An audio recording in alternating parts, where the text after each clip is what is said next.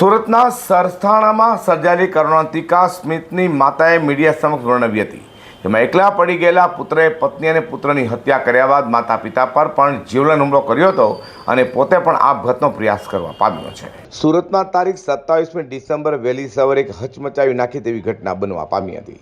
સરથાણા વિસ્તારમાં એક 35 વર્ષીય યુવક સ્મિત જીયાણીએ ચપ્પુ વડે પોતાની પત્ની અને દીકરાની ગળું કાપી હત્યા કરી નાખી હતી. ત્યારબાદ માતા પિતાની પણ ગળું કાપી હત્યાનો પ્રયાસ કર્યો હતો. આ સાથે પોતાને પણ ચપ્પુના ઘા મારી આપઘાતનો પ્રયાસ કર્યો હતો. આખી ક્રૂરતાની ઘટનાની યુવકની માતાએ જણાવી હતી. તેમાં તેમણે કહ્યું હતું કે હું એકલો પડી ગયેલ છું કહી તમામના ગળા કાપ્યા હતા. માતાનું ગળું કાપતા સમયે ઊંઘમાંથી ઉઠી ગયેલી માતાએ ચપ્પુ પકડી દીકરાને એક તમાચો પણ મારી દીધો હતો અને ચપ્પુ પણ તૂટી ગયું હતું.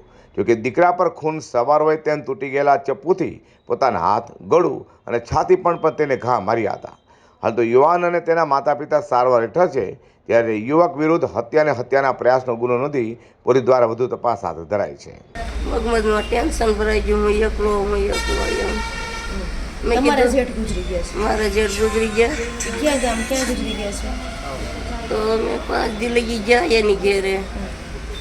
તો અહીંયા બીજા મારા જેઠના છોકરા એને ના પાડી કે તમે હવે નહીં આવતા. શું કામ ઝઘડો છે અગાઉનો?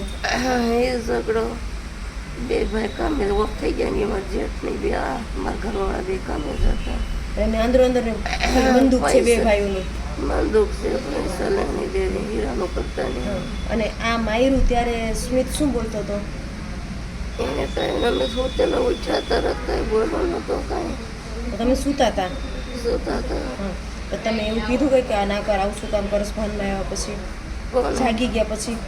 જાગી ગયા એટલે મારતો હતો એટલે મેં સીધો હાથ જ પકડી લીધો અને એક જ ધોનને મારી હાથ પકડી લીધો, રસમાં શરીરથી ભાંગી ગઈ. મેં પકડ્યો હાથને આમ જોરથી વાગી ગઈ, મેં પકડીને એ ભાંગી ગઈ.